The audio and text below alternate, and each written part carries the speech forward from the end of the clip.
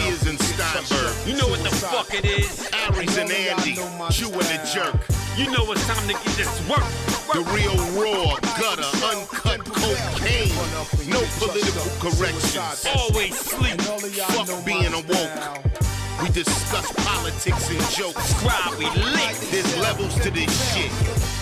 Before you was sucking on your mama's tit. Aries Spears don't give a fuck. We talk about race a lot, racism, Sexism, much love to my loyal bitch bag holders. rollers, clip loaders. We got them in the folders. The whole world on our shoulders. Spears and Steinberg. Yeah. Shalom, niggas.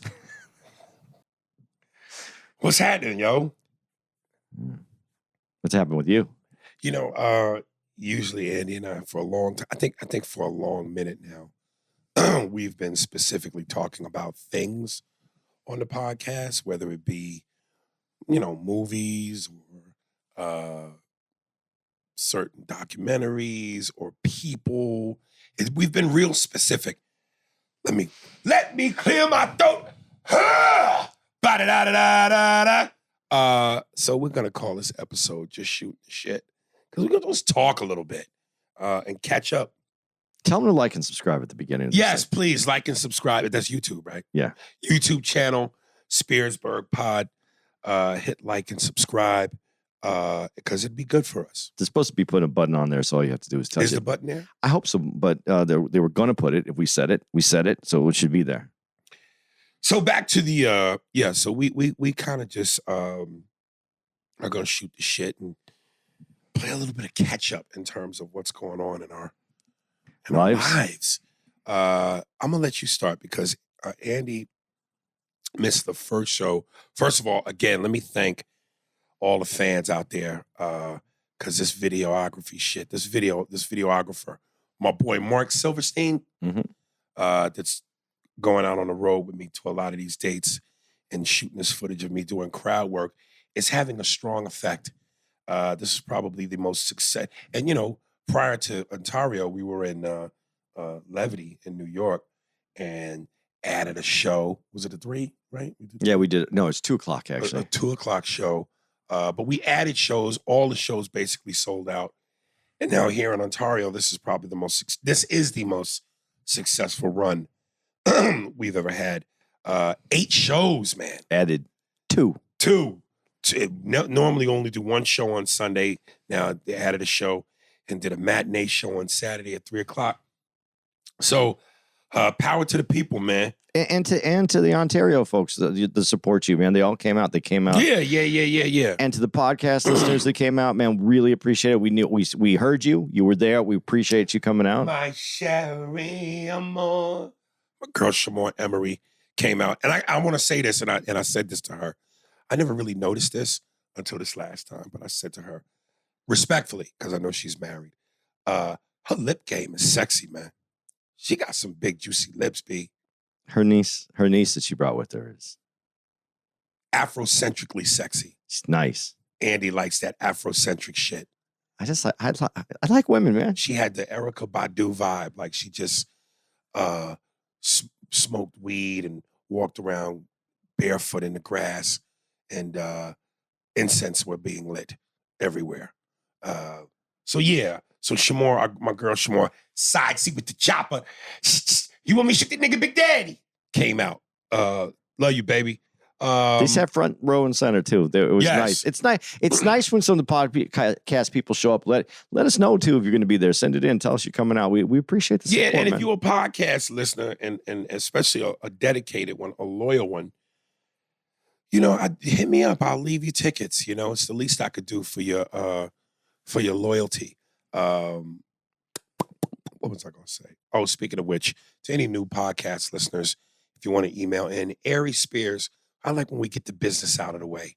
Up front. Yeah, get it out. Aries Spears 45 at Hotmail. Get it off your chest, you know, whether it's jizz, shit, piss, or whatever you're into, barbecue, whatever the fuck you're into. We could do better than a fucking barbecue. Send an email just telling Aries how he could actually get a different kind of email account other than Hotmail. No, I stick with what I know, baby. Tell him he could get out of the 90s. I stick with what I know, baby. Tim's and Hotmail. You know what I'm saying? The 90s, the greatest era ever. when I was in my prime, young, slim, trim, hung like a motherfucking elephant's leg. See, that's why I keep moving, because I haven't hit my prime yet. It's coming. It's coming. Yeah. So anyway, Andy missed the first of the 8 shows on Thursday because your real dad. Yeah, right? my biological Your father. biological father passed away. Yeah. And I had said to Andy, I've known people that have passed away, but no one ever close to me, which is to say, I've never been to a funeral. I've never, I say that, but damn, my dad died and I didn't go to his funeral. Why didn't you go to his funeral though? Before we get too far, let's touch this one step at a time. Why didn't you go to the funeral? I can't remember. Were you working? Were you I probably more in all likelihood was working. Plus I might have been a little, that shit freaks me out, man. Dude, I know it does. And I have it's the exact opposite for me. I couldn't wait to get on stage and talk about it. Now, when I started telling you some of the stuff I was saying, and you've heard me, and then you heard me on stage, it creeps you out. Yeah. You feel like it's... Well, and to give context, true context, I said that to Andy. I said, yeah, I've never known anyone close enough to me that would warrant me doing a hospital visit as they're on their deathbed or being at a funeral. So I don't know what that's like. And then this was your first time experiencing something like that. My stepfather passed, but it was different because I think my stepfather and I had closure on anything that we had some issues with. And although I loved him, we grew apart. And I appreciated him. I respected him for who he was. I everything that he gave me, and the amount of time that he put into me, trying to make me, a productive human being. But we grew apart as we got older, and I still loved him, and it was still there. But it just, I broke apart when I was there, but it just hit me differently, because I don't think I ever really finished the stuff that I had with my biological father. I never got some of that stuff out of the way, and we started to talk again before he passed, but we left some stuff that was open undone just because there was no reason to have hashed that out when he was already ill. So yeah, I had to keep that, and that's one thing that I think hit me harder. So, but it was hard. I mean, it was hard to go out there, and my stepdad, I wasn't there when he passed. I was out there for the funeral and all that, but I wasn't there because I was already living away, and my brother and my sister and my mom were there, but I wasn't. And then on this one, I was there. I was with his new wife, who's been with his wife for a long time, but new as a new wife, new as an old wife can be. She was there, and me, and I was there as he passed, and that was the first time I've ever done that. That was a whole different experience. Right. So that also made it hit harder because I never seen that before, and it was amazing. It was the most depressing, sad, beautiful thing that I've ever seen in my life, and it made me rethink how I think about living because and relationships, because I want my relationship. We talk about relationships on here sometimes about the stuff we go through, and I love Tara. I do. And I know that she's the one. I love her too. And I'm glad you love her too. I think she's the one for both of them. Dude, she has enough love that I think she could be a person for more people because she just does it right. She makes life, she doesn't complicate life. And I think that's what's important to me. You sure you got a woman? I swear to God, I said this to someone the other day. I think the reason Tara and I work out, and I think all women who have great relationships with guys, especially guys like us, they have to have a little dude in them. They have to be someone who you want to hang out with at a sports game. You have to have someone that, if you say, hey, that movie's going to start in 5 minutes. Can you be ready? Mm-hmm. And then they go, yeah. Let me throw on some jeans and some shoes. And then that's it, Right. They have to have a little bit of that in. There's a little bit of dude in them. I always said, dude, I believe that each sex should have a little bit of the opposite in them. Yeah, exactly. Exactly. Now, when you start putting on lipstick and stockings, now that's a different conversation. But we need, we need that. I needed that a little bit because I can't have. I've had women in my life that needed all the time to get ready, and I love that part of them too. I love when they want to look good. I love when they want to put all that effort in. But I do it when it's timely, and that's the difference. I just think sometimes that's the difference. And Tara makes that work out, and I know that I want her to be with me. What I realized in this is that that's who I want to be with me in my end, and I saw how my dad passed, and I want that for me, to have such a relationship that person who walks me out of this world cares for me that much. And the way that she cared for my dad really touched me, broke me, all those kind of things. I mean, it made me feel like emotions that I hadn't really felt before. And it wasn't just because he was passing. It was the way that he passed, and watched that he had that person with him. And it was one of the most, that's why I said it was one of the most saddest but most beautiful things I've ever seen in my life. And I was really moved by it. Did you, I'm not now separating her from that in that moment, but for him specifically, did you cry? Oh, yeah. Well, you did? Yeah, I did cry. Yeah, in front of him? No, not in front of him. I never cried in front. When he was passing, I cried because when he was passing, he was out. They say he could hear, but he wasn't like looking at us. His eyes were closed, and he did the breathing thing. He had been breathing kind of. When I got there, they told me just before I got there, maybe within the last few hours, like an hour before I got there, I think an hour, maybe 2 hours, he had closed his eyes and he wasn't responsive. I did talk to him on the phone before I went out there. I didn't talk to him. She held up the phone up. I talked to him, and she said like he was nodding, or he was doing what he was doing, his eyes, whatever. And so she told me that. And then by the time I got there, because I had to leave from New York, and by the time I got here, I got to Tucson, he was kind of more, his eyes were closed. They said he could hear. I don't know what he could hear. Obviously I talked to him, and I held him, and that was emotional. But right. When he passed, I started to cry, and because I talked about this on stage when I got there. He did this thing where you breathe real slow, and your breaths get further and further apart, and the breath becomes shallower, and then it was no breath, and we both thought he passed, and we were talking about him before he passed, and so. I said on stage, it was almost like in a movie moment. We both looked at each other and we were like, he passed. And then he took this really loud breath, scared the shit out of me, definitely, and probably her too. And I thought that was him getting back at us for having a conversation about him in his presence. And then that was his last breath. And then, then you said it sounded a certain way. It was like, like that was the last one. Yeah, I come like that. Yeah. Well, they're deep, they're far in between breaths. If that's your goal. And then when I shoot that final shot, I go, that's because if you go out right then, yeah. you did it right. No, I've had my soul snatched several times during sex. But saying that, I'm not saying that's that far off. I'm really not. I'm saying the beauty in which she was holding him, and she was touching him, and she had her hand, and she was talking to him. She was talking to him. This as he was Tara passing. doing this. No, this is my dad's wife. Oh, I thought you meant Tara was doing all this. Tara's talking to my dad? No.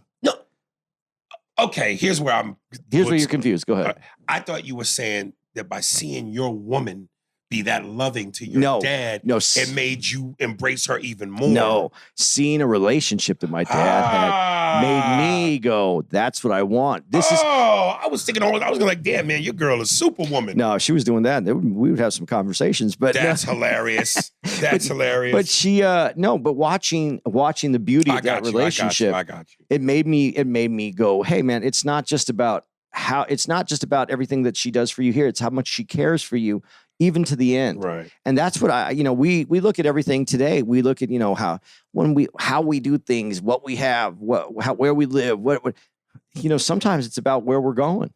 And, that's where we're all going at one point. And to have the right person there when you go is amazing. Let me ask you a question.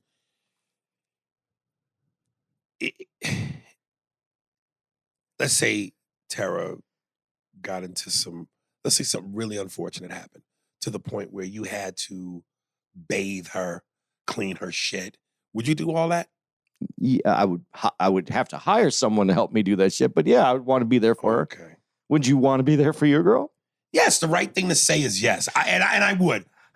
But I also go, I think that there's sometimes a certain reality to life where people go, we know what the right thing to say is, but truly, truly, truly, would you do it? Because, and I say that to go like this, like, you hear people say, parents should never show, it's almost like a sin to say, I have a favorite child if you have more than one child. You're supposed to love your kids equally. But I've heard people say jokingly, but I'm also going, I don't know if they're joking, that they have favorites. And that seems like, that's almost blasphemous to pick one child over the other and show favoritism. It's fucked up. But I believe that there are people who do it. So I'm saying that to say, when people go, man, what if one of your loved ones got this? Like, I see these pictures sometimes, like, let's say some dude who was in the military, half his face is blown off, and he looks like some shit that was created in a horror movie. But that woman or that man, or if it happened to a woman, they stand by him. But I gotta believe there are some people who would go, yeah, I just couldn't do it. I'd have to leave.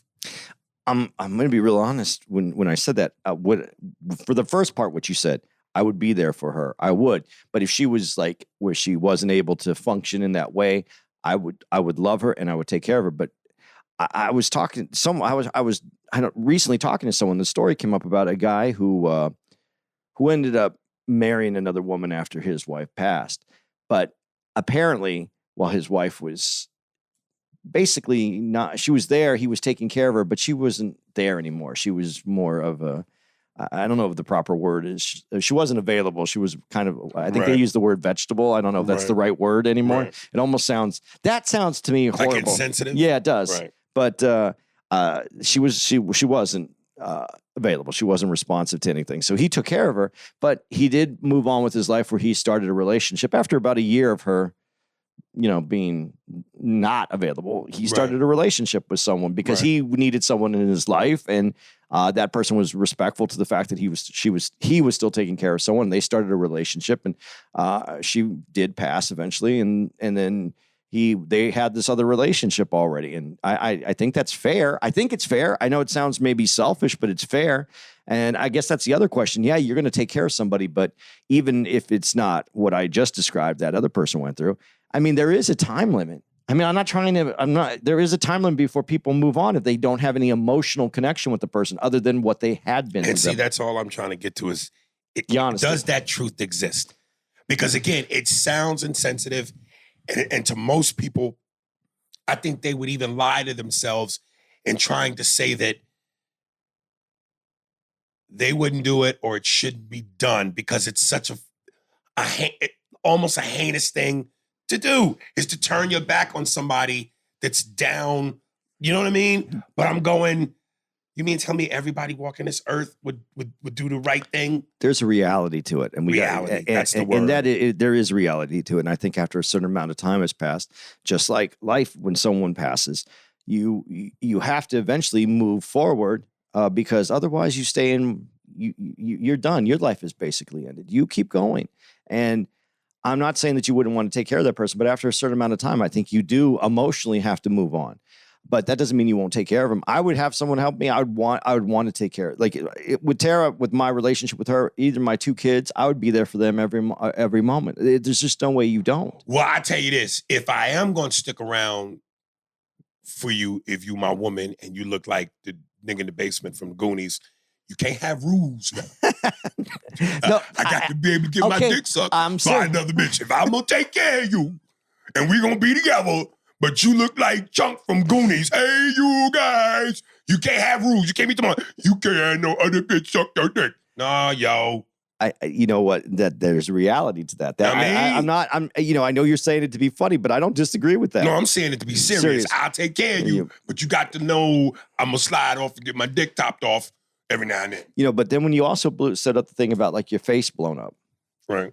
I gotta be honest. I would have a hard time. It would take, I think that. Have you ever seen those yes. people? Yeah. But I think emotionally, if you're connected with someone, you can get past that, but that would be a real hard one, because even if they, like someone lost a leg, I mean, you don't have to look at their leg to have a conversation with them. But if they lose part of half their face, you have to look at their face, and depending on how it is, that's where I'm not saying that people emotionally can't get past it. I'm not, but I think that there is a challenge to that, and I think we're being honest. Listen. And again, I'm not trying to be funny or insensitive. Hats off to you. There's a certain kind of strength in a street, because now you start to become selfish and go, well, what if I was that person? I wouldn't want you to leave me. No, not at all. So you're being selfish if you can't do the reverse. But also, if you're in that situation, I think you try to do things to, you see those people that have that you do things to make yourself look better to other people that are looking at you. I think for yourself you do it, but I think you do it to make other people more comfortable. Right. So yeah, these are challenges, and you got to be honest with yourself. Until you get into that situation, I don't think we really know. I know we know what we would like to say and like to do. And you, knocking on wood, hope you never do. In that situation. Yeah. But those are realities of life. But I'm telling you, when I watched her talk my dad from this world to whatever is the next, she was right there. She was saying things to him. She was giving him little kisses. She was holding his face. That's beautiful, man. And how you go through the world with someone is one thing, but how you leave this world with someone is a whole nother thing. And I had never seen that before. And that's dope. That was growth. I mean, I feel like I became a different person after that. And the reason why I asked you about whether or not you cried, because you said you and him were never really that close, right? We're not that close. We weren't. Well, we were close. We had love. My dad was a super selfish person, and but I will say this: that was the relationship and what I experienced with him. I know. I don't want to say her name because I didn't tell her I was going to talk about this on the podcast. But I know her, and one of the conversations we were having just before he passed was we were talking about how I felt about my dad, some of the things that she didn't know because she had his side of every story, not mine. We didn't really have that kind of relationship. And I said a lot of the reasons, and I told her I didn't really trust her as they started their relationship, because I was still talking to my dad quite a bit when they started their relationship. But my dad and I had a falling out, and I said to her that, I had problems with her at the beginning because she was always happy, and I felt like her default was happy. It wasn't real. That's just her reset mode. You know what I mean? Just when no matter what she does, when she first starts out, happy, sad, whatever, she just goes into the default of happy. And she's, and as I've gotten to know her and she talked to me the last day, I learned a lot more about her, and I realized that wasn't her. This is kind of the conversation. We talked about my dad in front of him. Well, they said he could hear, but we weren't sure. But you're not sure. And we had a real conversation in front of him. And that's just before, when we came to a common area where we were both understanding of each other, and he was there, that's when he started to pass. So that was really weird. That's when we noticed that his breathing had changed. And that's a part of what this was. But so we did have a connection. We just had a strained relationship. I think we cared a lot about each other, but we didn't know how. Well, neither one. I reached out to him once in the 20 years or 20-something years that we didn't speak, and he never talked to me again. But his family, she and her two kids, I talked to, and I had a really great conversation with her son. Actually, he gave me a ride back to Phoenix that night, and we talked for over 2 hours on the way back up to Phoenix, and I learned a lot more about my dad and what's going on. But this is just a quick story. My dad was what some people would call cheap, but what he was. And this is very interesting to me because, when you look at someone differently, when you can look at him from a difference, I realized it wasn't that he was really cheap, but my dad had this thing that he didn't waste. He didn't want anything wasted. He's the kind of guy that if he saw something that had value and if someone had put it out, like to be picked up to throw away, but he saw that it was good, like a table, let's say, he would pick up the table and bring it back to his house. And then someone would come over his house and go, "Hey, that's a really nice table. Where'd you get that?" He goes, "Oh, do you want it?" He wouldn't answer where he got it from. He'd just go, "Oh, do you want it?" And they go, "Oh, I would love that table." He goes, "Take it. I don't need it." That's what he would say. And then the table would go, and he felt like he took something that had value, that was displaced, and gave it new life. And I think that was part of him and his father's relationship, because him and his father didn't have a great relationship. And I think he felt that he wasn't valued and that he was displaced and that he was looking for someone to give him a home, a desire to be wanted. And I think that that's part of his personality. But what he would do, and this is on the cheaper side, he would, if he had tea, like he would take a tea bag, he would use it, and then he would take the tea bag out and he would put it on a paper towel or something and save it, and then he would use it a second time. He always uses two tea bags twice. And so what I said to the people that I have talked to about this is I think that represents my dad's life. That first time you make tea with the tea bag, you dunk it in, you steep it, and you make a pretty solid, heavy cup of tea. They could be, if you left it in a little too long, maybe it gets a little bitter, maybe it's a little strong, maybe it's whatever it is. But that second tea bag, that one, you can leave it in. It steeps a little longer. It's a little mellower. It doesn't ever get that real edge to it because it's mellowed. And I think that that's the two sides of my dad's life. I got that first tea bag. I got the one that was a little more out of control, that just you put it in the water and it became a strong cup of tea. And when he mellowed, they got that second tea bag. They got that second dunk where it was a little bit more mellow. It was a little lighter. It was a little easier to deal with. And I think that that's what they got. Some people can't take a strong tea bag. They need a more mellow tea bag. Yes. You know what I'm saying? So, there's some logic behind that. Sometimes you only want one ball hitting you in the head, not two. Exactly. Can we switch gears now? Yeah, switch gears. In other news, did you hear about the Will Smith controversy? The latest Will Smith? Yeah. His former guy who claims to be his friend. I don't know if he said he was his assistant at one point, but definitely a friend that knew him very well. And these rumors have been floating around. The other actor, he's an actor too, right? Well, no. The guy that's making the accusations is Will's. He claims he was Will's friend for a long time. But the accusation that he's making is the other actor, Dwayne Martin. Yeah, okay. And listen, man, these rumors have been floating around with Will for a minute. But I also think these rumors float around with almost all successful people in Hollywood because there's this perception that I never really bought completely into. Now, I'd be naive and stupid to say that I don't believe there isn't some sort of wild orgy-like gay activity that happens within the circle of that community. Because that's part of the nature of the beast.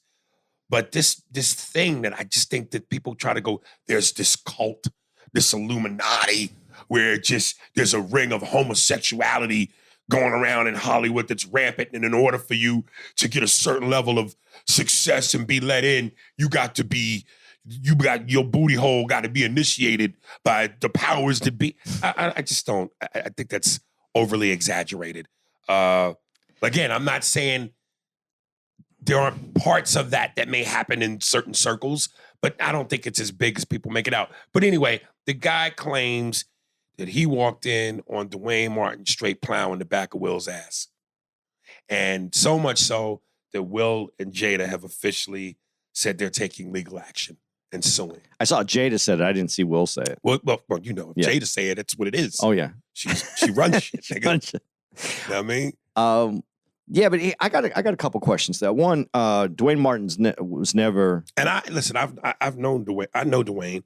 As a matter of fact, about a month ago, maybe 2 months ago, I went to my gym and he was in there working out. I was like, "Yo, what's up, Aries?" And we on the fist tip, and that was that. Well, but I never heard this rumor about him. Yeah, you've heard it about Will. Well, what I've heard is he's one of Will's closest, if not best friend. So I've heard those rumors in connection to them. Okay. Let me ask you a couple questions. And here, now I'm going to be the conspiracy theorist on this one, and some of the racism theory on this. First of all, this is a bigger deal in the black community than it would be in the white community. But this seems like something. I don't think it's big for either community, but I think it's a bigger deal in the black community when that's said. And it seems like everybody who comes up in the black community, when there's some way to get them, this is one of the ways that they go after them. And when you say they go after them, who's they? I don't know who the they is. People in the black community? Yeah, people in the black community. But when you said it, when you said this about the industry, certain people come up and others don't. And it seems like that's the easy go-to But see, that's what I'm saying. I think that's a go-to. Right? I just don't buy that like that. Because you're not getting your come up. You go after someone and say, it must be this because this is the Right. industry and this is what but it keep is. in mind, there are people that say that have no desire to be in the industry at all. Yeah, but they might have a desire to take that other person down. But what would they gain from doing that? If you're a Joe Blow, if you're a nobody, you have no connection to the business. You don't know Will Smith from nothing other than you like the millions of other people walking the earth. You've seen him in movies and know of his celebrity. What would you have to gain by Haters, doing that? man. People hate other people's success. You know what? And there are some people who just, because their lives are such in the toilet, it's like gossip. It does something for them. Because if you can't come up to someone's level, you want to bring them down to yours. This is such a great segue into my next thing. But go ahead. No, I think that. I think that that's Right. a lot of what this is. When you do rumor and speculation, I Right. think that's a lot of what this is. And and this says something about you if you want to believe this without any proof or just listening to innuendo. It's because you also are down and you want to believe it because you want them to come down to your level. I think that people want to find anything they can to validate why they're not in their dreams where they'd like to be. And if they can find something to make it make sense to them, that gives them the pass to go, my life is okay. Yeah, I think it is. I'm saying it because I saw something that was very funny on Instagram where, oh wait, let me pull it up because otherwise I'll fuck it up and I don't want to fuck it up. And I sent this to my baby moms because listen, when you talk about your dad being somewhat cheap, as much as I love my woman, I be cheap.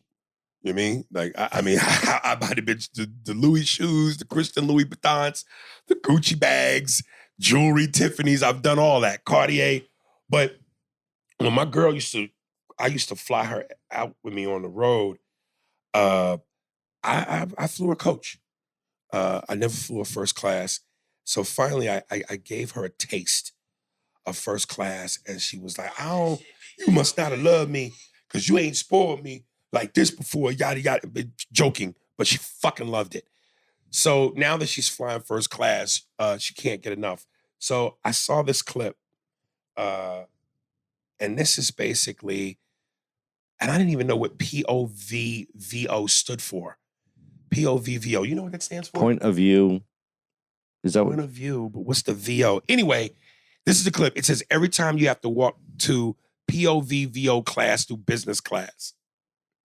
Hide the money, y'all. There's poor people around. With your broke ass. So, and I bring that up to say this. Reading the comments, here's what a lot of people were saying. Yeah, I think it's stupid for people to spend anywhere from $2,000 to $5,000 on a first class seat when we're all going to the same destination. Why not just use that money and have a better vacation? And I went, this is why I say, this is how stupid people are. That's the dumbest shit I've ever heard. What a poor mindset. First of all, you honestly think that if somebody can afford a $2,000 to $5,000 first class ticket, they have a problem spending the kind of money to make their vacation all that? You're missing the fucking point. We're all going to the same place. That's not the point. Like Jerry Seinfeld said in his joke when he did a joke about first class, if you just worked a little harder.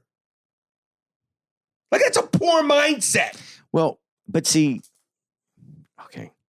Let's do this. This is a couple parts, and so I'm going to do it real quick. I'm glad I got the Jew for this part. Yeah, here's the couple parts. Yes, you say it's a poor mindset. They're looking from it from their perspective, and that perspective is I have X amount of dollars to spend on a vacation.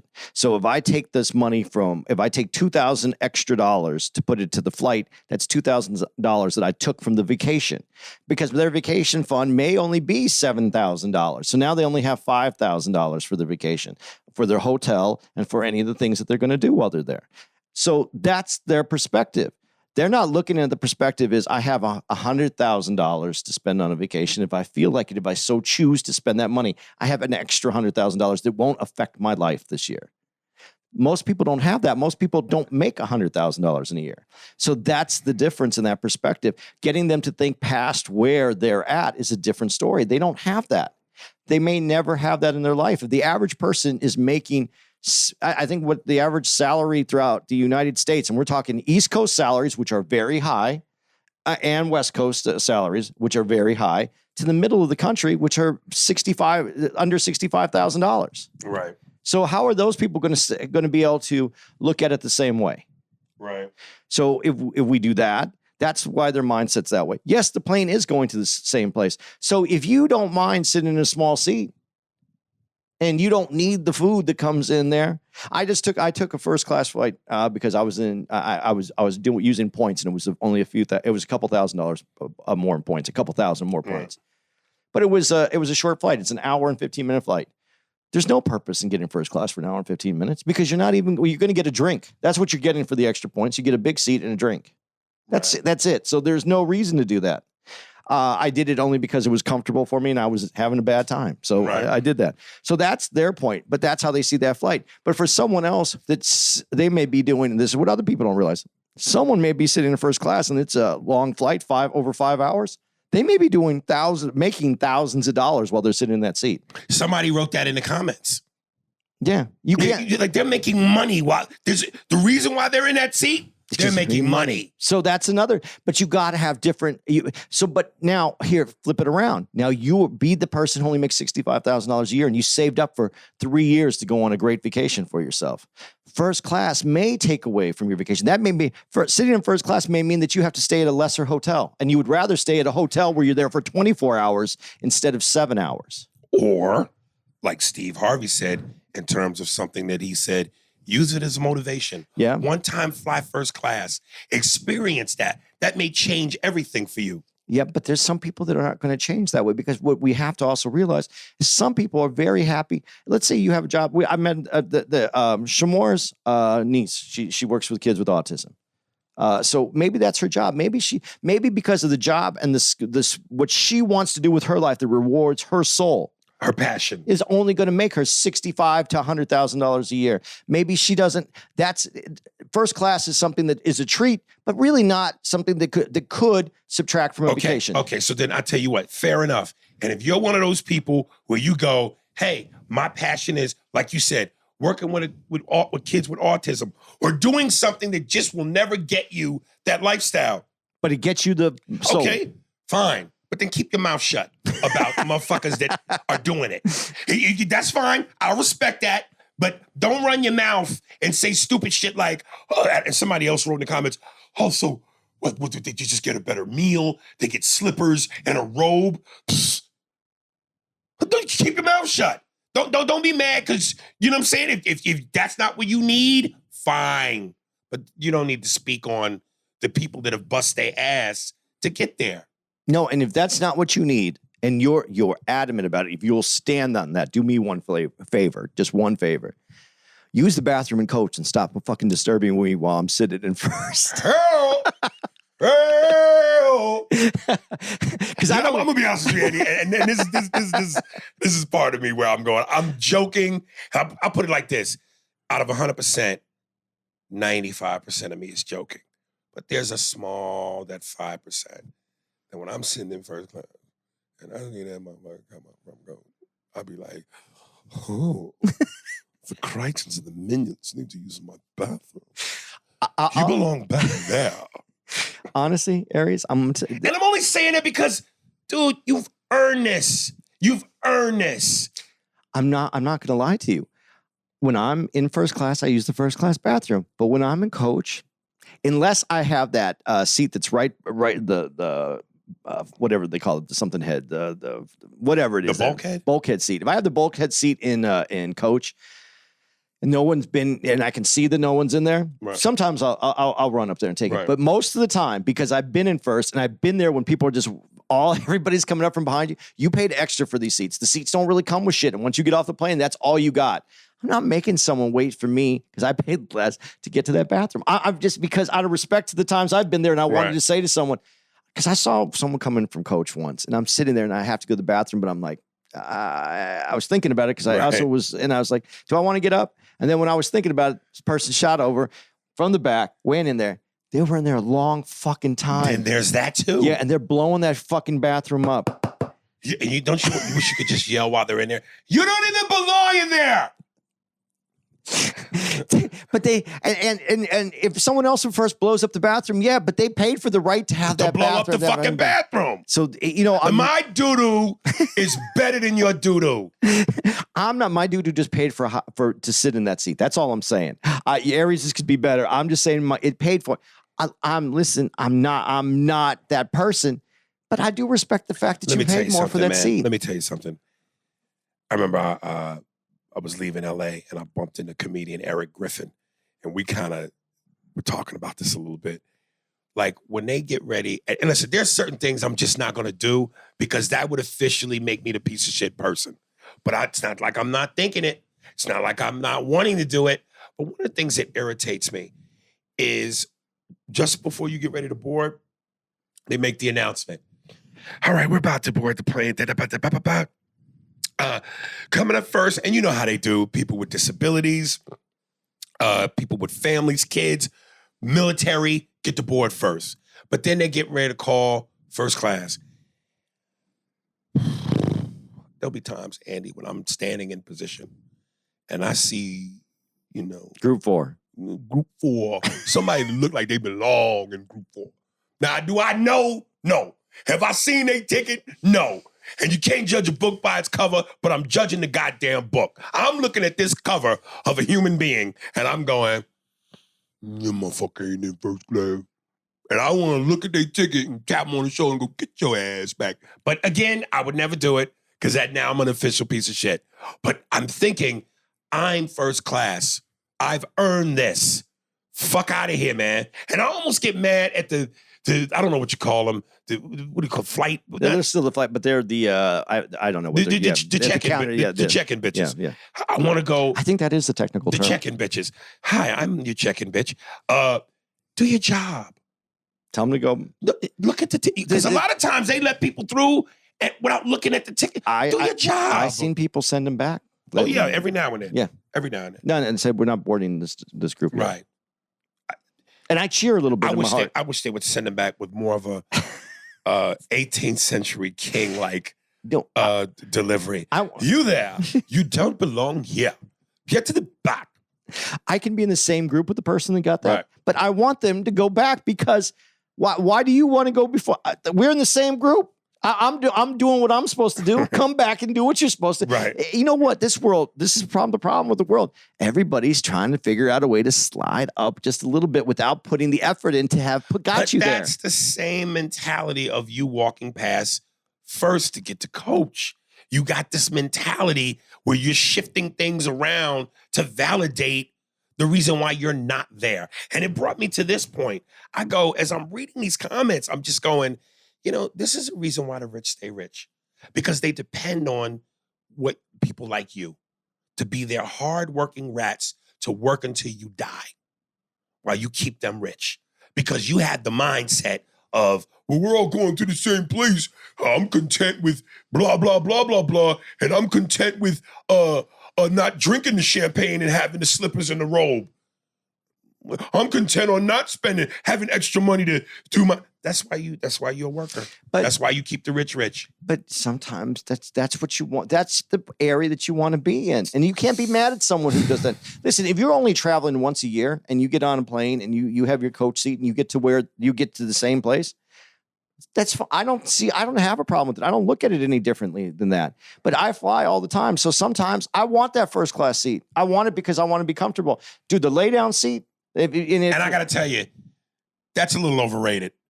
I can't sleep in them. It's not as comfortable. No, I disagree. I want that lay down seat every time. It's nice. It's a beautiful option to have it. But dude, I guess I've first class so much. Yeah. I can't sleep. I put down the bed. I take the pillow. I take the luxurious blanket. Right after, and usually I try to sleep after eating off my charcuterie board. I get 3 different cheeses with crackers, and I love that. I've had some Merlot and a couple of grapes, and then I feel a little full. My tummy's a little heavy, and I try to stretch out with the personalized air vent, and I just can't sleep, Andy. Okay. And I usually try to get enough sleep before the dessert part of the course comes where they give you the nuts and the caramel and the strawberry and the whipped cream drizzle with the hot fudge. I Yeah. And you've had too many of them. was just You couldn't. Here's how you know if you're supposed to be Yes. in first class on a regular basis or if this is a big deal to you. Do you want to know how it is? I'm going to tell you because you probably have never even thought about this. okay. Because I can tell you I did this. If you sit in first class and it's a longer flight and you get the bag with the stuff in it, the little foot socks. Like toiletries yeah, and shit. and the thing to put over your eyes. Yes. And you take that home with you, Yeah. you're not going to be in first class all the time. Why you say that? Because you're going to get another one if you sit there all the time. It just becomes part, like you just said, I've already had too many of the wines and Right. it becomes part of it. I have those bags at home because I know that first class for me is a luxury. So I know that I take them home and I'm like, hey, look what I have. I have a little something. And if I ever want to go somewhere and I'll have this little, people who that's their lifestyle, they don't need that little bag. That's their lifestyle. And to be really honest with everyone as we're having this conversation, when Aries and I are talking about first class versus the coach there's another group of people. And they're laughing at us right now. Oh, private jets. Yeah, they're laughing at us because they're like, Share a flight. flight? Yeah, listen, man. listen. Damn. But here's my thing. Listen, man. Like they say, ignorance is bliss. So if you've never had it, seen it, smelt it, tasted it, you don't know. But I have. Yeah, and So I know how sweet. What do they call that shit? It's a different type of butter. There's butter, but what's better than that? I don't know. Like an almond butter or what they call that shit? God damn it, truffle. truffle butter? Oh, Like yeah, truffle yeah, butter. yeah. I've had the next level of, Yeah, and once you want that. it's addictive. But what's important, what you got to realize is, and this is how we set up our society. This is a capitalist society. This is how you set it up. You said when ignorance is bliss, because if you don't fly on a private, then you don't know what a private is. And I have flown on a private. I have too, so I know what it is. Right. But the reason they put first class in the front of the plane is so that you have to walk by it. So in the back of your head, you're thinking, I got to do that one day. I would like to achieve that one day. I want to be part of that It's someday. like a psychological Like, trick to make you buy a first class ticket. So yeah, so everybody who's saying you don't need that, we all get there at the same time. Nah, you saying it, but you've all had this thought, man, that would be nice. Right. And here's another thing. To you commoners who sit in coach, when you get on the plane, the moment you get on, stop looking up at the fucking numbers until you get your ass past the curtain. You know 37D ain't in the motherfucking what you looking up at the moment you walk through the door. But Then people look up at the fucking, what my number? You in 37D. How the fuck you looking up the moment you walk through the door? You got a minute. Put your goddamn head down. But wait, I'm glad we went into this conversation because this might be a long conversation for some people. But I to the people though, to the women, especially to the women. This is to the women. I saw the video where the woman gets on board and she's like getting all excited because she's taking me on a first class trip. We're not in first class. Oh, that black chick, right? Yeah. So your man. And she ridiculed the dude. Yeah. So your man's Right. going to take you on a vacation. Yeah. And now you're going to shit on him because he didn't get you first class, but he's taking you on a vacation, a luxury. Maybe you didn't get the first class ticket. I don't even know how far that flight was going. Maybe it was an hour and a half flight. Right. Maybe it was a 6-hour flight. Didn't make a difference. How much did you pay for that seat? And he's taking you on a trip and you're going to put him down? I don't know. Sometimes I wonder, what do you bring a level of that kind of, do you bring that kind of heat to your relationship that you deserve that first class? I would think that as a dude, you had the ability to weed out the badness in a bitch before you even get that far. What are your instincts? Don't you have instincts like animals have great sense of smell? A hawk can see a mouse in a field 8 miles away. Don't you have certain instincts that make you go, before I take this bitch on a vacay, what is she like to where you don't have to worry about being ridiculed on the plane? You don't have to be ridiculed because you mentioned the Cheesecake Factory. Yeah, that Cheesecake Factory one pissed me off too. Listen, but you're blinded by the box. Dude, as much as I love box, I got hawk-like vision. You got options though. Some people don't have the same options. Some people get that thing that they've been looking for in it physically. I got to get out of my first-class thoughts. That's what that is. Yeah. I think like a first-class person. Well, there's nothing wrong with thinking about it, but you got to remember that there's people that can't get it. No, but that's a very good point you just made when you went, I have options. If a dude ain't got no options and he get a bite on his bait, all he's thinking about is, I got a bite. I got to get this thing in. How am I going to get it in the boat? Right. I'm the type of motherfucker, I go fishing, but then I hire somebody to do the fishing. And then they bring the fish and go, this one? I go, no, try again. No, but you got to also realize that as men, and this is, men have to work harder at controlling that primal instinct because, listen, I'm going to throw someone under the bus to say this, but we all know this story. JayZ, he threw his line out. He got one of the baddest women in the whole world. Yeah, but his line was a different line when he threw it out. Yeah, but I'm just saying, he got it. Right. He pulled it in. But it ain't like JayZ threw the line out when he first started. No, when he was rapping like a Fushnikin. This is JayZ. I'm not a businessman. I'm a businessman. That's a different line. But then the male instinct, that male, what inside, there's other fish out there. I don't need to put it into the boat, but I need to see it. Yeah. We have, that works against us too. Yeah. Something else I want to get to. Get it.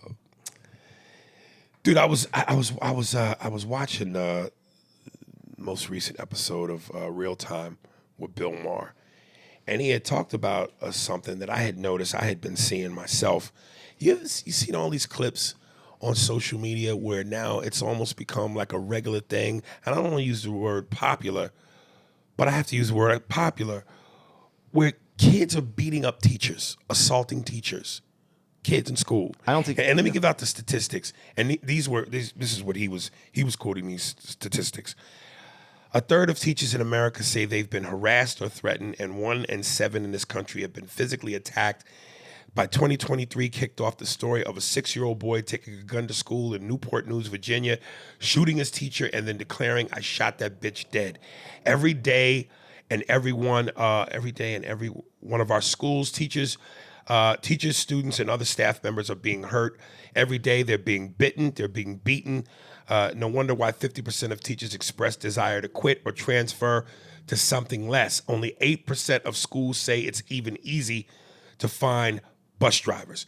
Now, and again, he showed some of these clips. I maybe saw 1 or 2 of them, but there were a couple brutal ones where the one kid says to his teacher, because the teacher took his phone, "Give me back my phone." And the teacher wouldn't give back the phone. He knocks the teacher out. There was another one where I guess a teacher took a dude's PlayStation Portal, some sort of handheld video game. Female, this black student dude knocks her unconscious and is on top of her and pummeling her. And then he showed about 4 or 5 of the same clips. And I just went, I attribute this to 2 things. 1, phones. Because these fucking evil devices have allowed, and because parents don't monitor what their kids are doing, it's become popular, I think, for kids now to go, let me beat up my teacher because it'll be on social media, and somehow that's cool. So I attribute it partly to phones, but I also attributed it to, this is the society we live in now, because kids are coddled. The system protects them. We have to get back to kicking our kids' asses physically. Instilling the fear of Satan in them, the way our parents did with us. The fear of God. Let me tell you something. And I know we've covered this ground about beatings and kids and discipline and parental and all. If I even raised my tone to my teacher, my mother was going to beat the shit out of me. I couldn't imagine physically hitting. That's crazy. I don't think we have to beat our kids. I think we got to beat the shit out of them. I think there has to be consequences for bad actions. There is no more consequences for bad But actions. what kind of consequences are enough to instill the right amount of fear to make a kid go, if I do this, my mom or dad is gonna... It's a great question because I think every situation's different. Like I said, I swatted my kids. That's the right way to say it. Swatted my kids each once. I mean, but my kids knew there was consequences with me. They knew that they were going to be held accountable. They knew they weren't going to get what they wanted. They knew that there was punishment, and whatever it took that was going to. No video games in my house was a big deal. They both enjoy playing video games, so that was an easy one. That was the entry level. You fucked up, entry level. No more video games for X amount of times. You did something else. The consequences, depending on what it was. But now, not only is there no consequences, the idea that a teacher is going to take a phone away. You hear parents complain, who do they think they are to take the phone from my kid? That's my kid's phone. I gave my kids that phone. There's a difference in the way that what we were sent to school and how we were sent to school than how these kids are sent to school. The entitlement the kids have. Plus, you said the social media, the evil box in there. This happened in our time. We saw it happen, and it happens especially in the 90s. There's a difference between being famous and being infamous.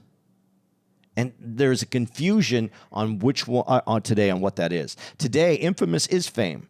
But there used to be a time where you were famous because you did something that was productive and worthwhile. Infamous is people who did fucked up shit and were known for it. Not famous, not like you wanted to know this person. They intruded in your life because they were fucked up. It's a different kind of idea, and these people, there is no difference anymore. Being fucked up and well known is almost the same as being famous, and on social media, it's exactly the same.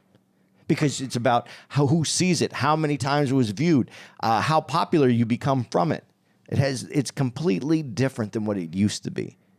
And let me say, there was a long time ago when a bank robber, and back in the gangster days, those guys they were infamous and they became famous, but they weren't held to the same. They weren't held up as people that are respectable or people that you wanted to emulate. There is no difference now.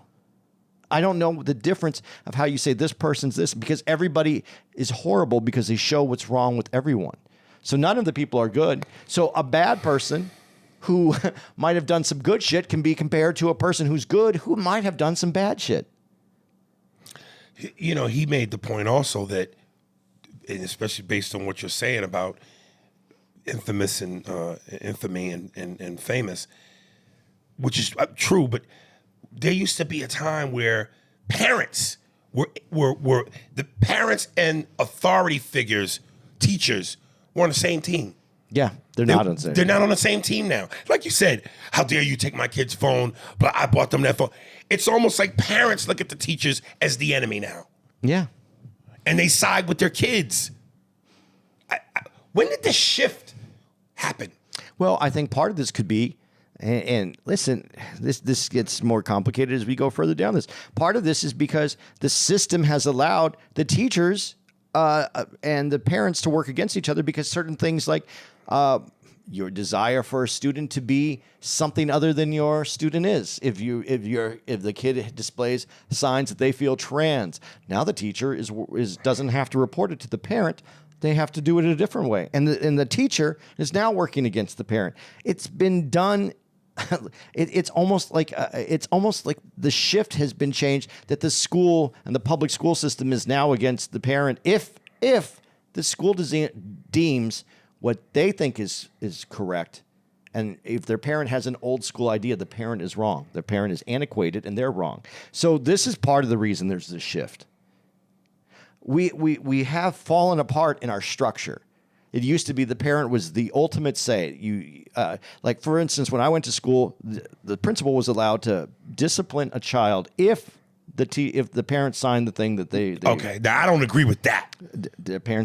Some parents were like, if that's the way that it works, and my son does something and they had rules, like you had to break a certain rule and it was how many paddles and whatever.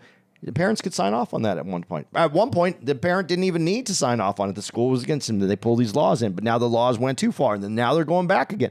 We have not ever figured out how we should run the school system raising our kids. We should be raising our kids, though. That's part of the problem. Well, when you say we never figured out how, at what point was the system not working? And if it ain't broke, don't fix it. It's always been adjusting, though. It's always been adjusting. We never got it perfect because it's different. Well, from whenever it was at its most close to perfect, That we should we be should have using just stuck with that. But the parent should be the person.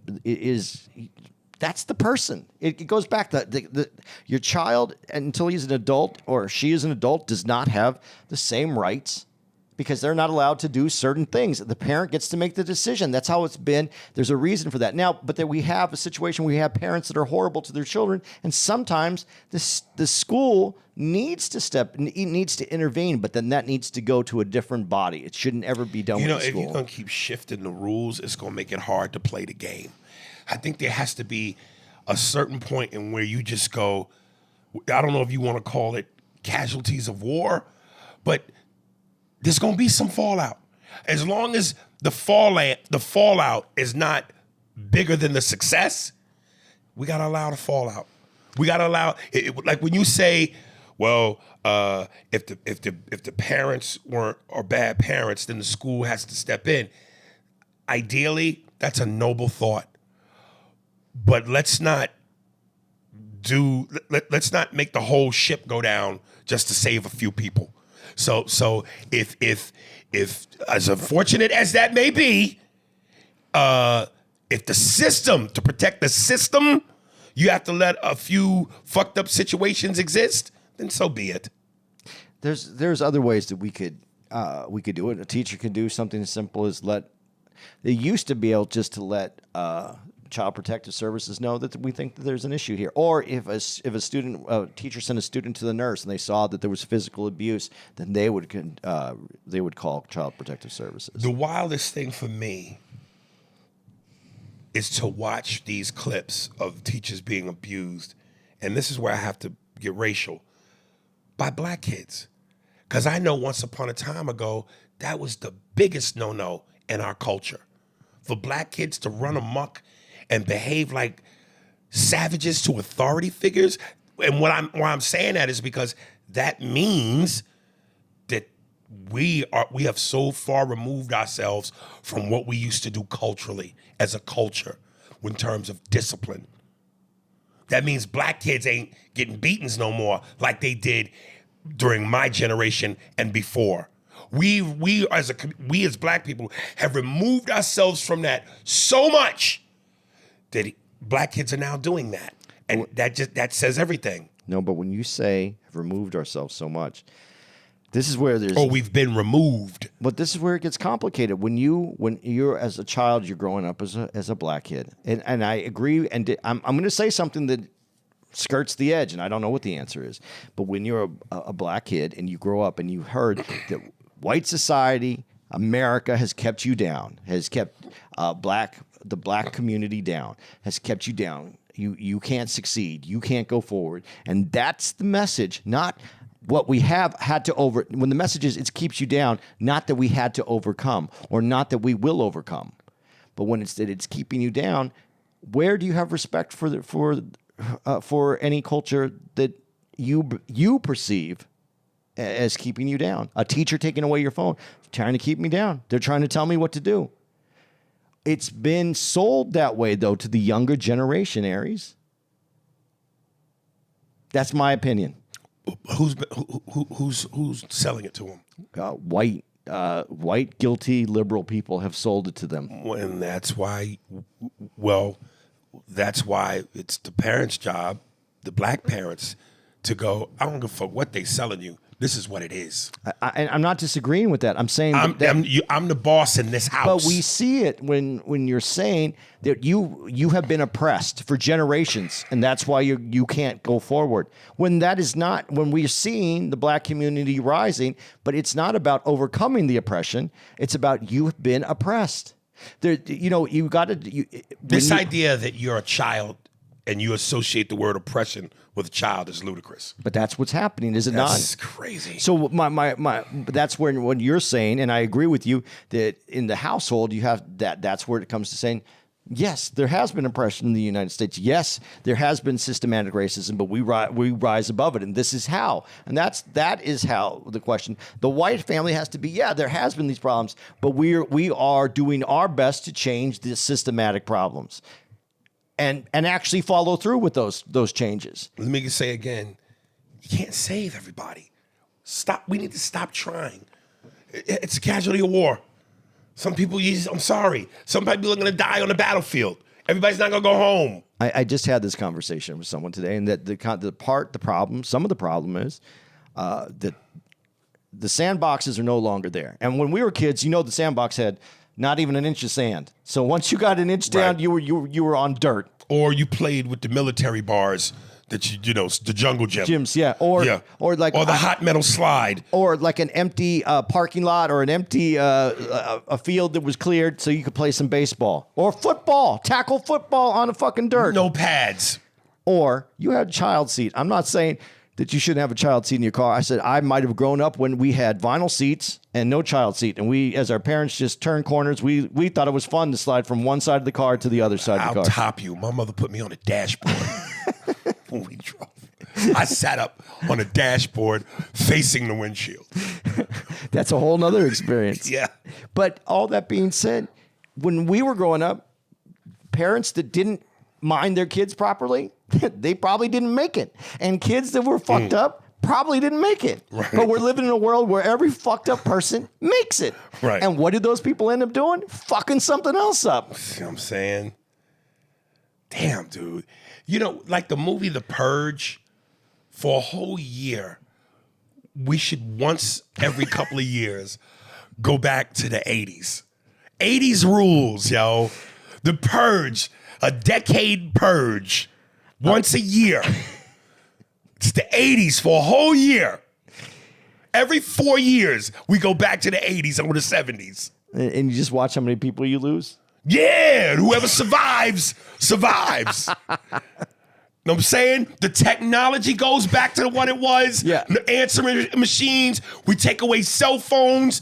Everything from that era, we do. With the same equipment. And the purge isn't we take you out. It's they take themselves out. They take themselves out. we separate the pussies from the warriors.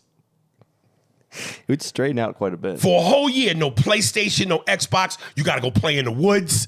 If you make it home, you make it home. If you don't, you don't. BMX bikes we bringing them back.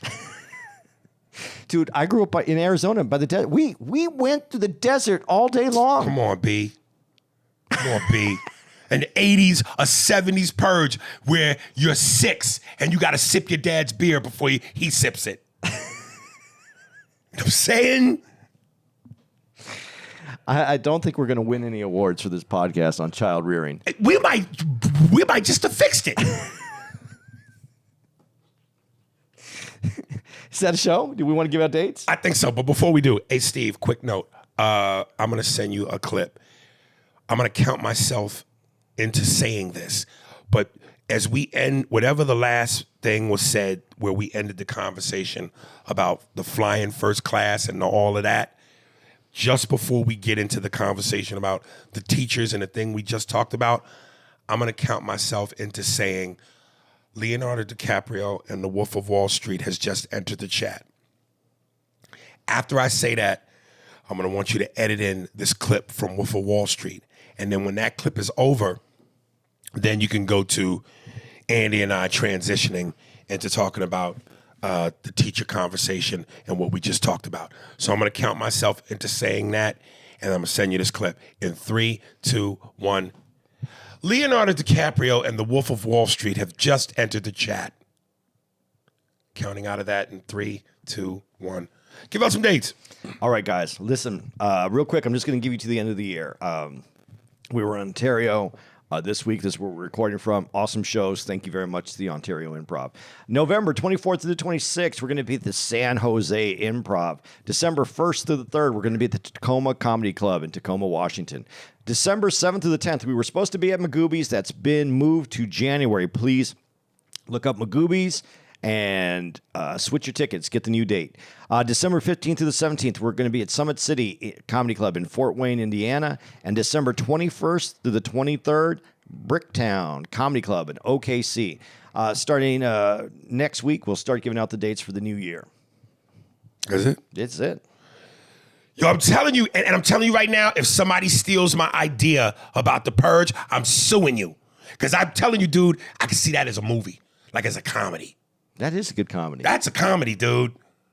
If you steal my shit, I'm suing you. We got the dates. What's today's date? What is today? The day is, damn, I don't even, 19th. Sunday. The 19th. The 19th of November. What's the time? 3:53 Pacific time. We got the motherfucking evidence in 2023. If you steal my idea, I'm going to hire 4 Jews and sue you.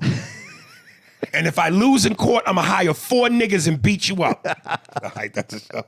That should just be the name of the law firm. What? Wait, no, I'm not letting it go. There's a gem in there. Hauschwitz, Steinberg, and Sevensteins, and Leroy Jackson, and damn, there's something there. I'm gonna come up with that. It's something with you. It's a sketch. You gotta combine. You gotta combine the Jew names and the nigga names, and it's got to be something about violence and money. Well, it's a sketch. All right. Damn. Is that a show? That's a motherfucking show. Spears and Steinberg. Thanks for listening to the Spears and Steinberg podcast. If you'd like to know who's responsible for this shit, it was hosted by Aries Spears and Andy Steinberg, produced by Steve Merrick and Anthony Holmes, executive producer, Big Papa, Robert Kelly, and Matt Kleinschmidt for the Laugh Button podcast. For more information on where to find us on the internet, visit SpearsburgPod.com.